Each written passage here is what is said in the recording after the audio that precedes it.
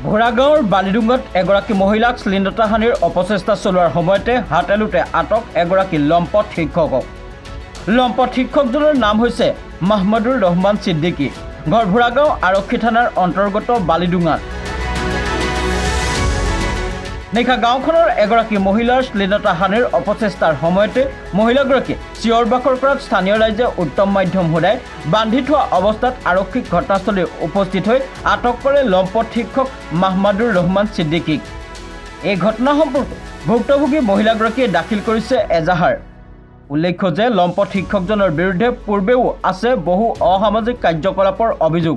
দেখিবলৈ পাইছোঁ প্লাছ শুনিছোঁ যে বালিডুঙা গাঁৱত শিক্ষক এজন মাহমুদুল নামে ল'ৰা এজনে শ্বৰীফুদ্দিনৰ ঘৈণীয়েকৰ লগত ৰাতি 7টামান বজাত তাৰ ঘৰতে বেয়া কামত লিপ্ত হোৱা বুলি এটা অভিযোগ আহিছে।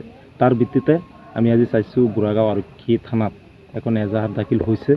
হোৱাৰ পিছত এতিয়া পুলিচে তদন্ত কৰি আছে। ইয়াৰ আঁৰত কি আছে সম্পূৰ্ণৰূপে হয়তো পুলিচে এতিয়ালৈকে তদন্ত আকাৰে ওলাব পৰা নাই। গতিকে আমি বিচাৰিছোঁ যে স্কুলৰ শিক্ষক এজনে যদি এনেকুৱা বেয়া কামত লিপ্ত হয় তেতিয়াহ'লে ছাত্ৰ ছাত্ৰীক কেনেকৈ পাঠদান কৰিবলৈ পাব। গতিকে আমি সদৌ অসম সংখ্যালঘু ছাত্ৰ ইউনিয়ন নামচু মৰিগাঁও জিলা সমিতিৰ পৰা দাবী জনাইছোঁ যে এই শিক্ষকৰ ওপৰত আইনৰ জৰিয়তে বিহিত ব্যৱস্থা ল'ব লাগে আৰু অনাগত দিনত যাতে তেখেতৰ যি চাকৰি আছে চাকৰিৰ ওপৰতো তেখেতৰ হেৰি হ'ব লাগে, ছাছপেনশ্যন হ'ব লাগে। কাৰণ এনেকুৱা বেয়া কামত লিপ্ত হোৱা মানুহ এজনক আমাৰ সমাজত থকাৰ কোনো অধিকাৰ নাই যদি এনেকুৱা হৈছে। গতিকে আমি আমচুৰ তৰফৰ পৰা স্পষ্টভাৱে কৈ দিছোঁ যাতে এনেকুৱা বেয়া কামত লিপ্ত হোৱা শিক্ষক এজন বা যোনেই নহওক তাৰ ওপৰত আইনগত হিচাপত বিহিত ব্যৱস্থা লৈ ইয়াৰ উচিত শাস্তি প্ৰদান কৰিব লাগে। ধন্যবাদ।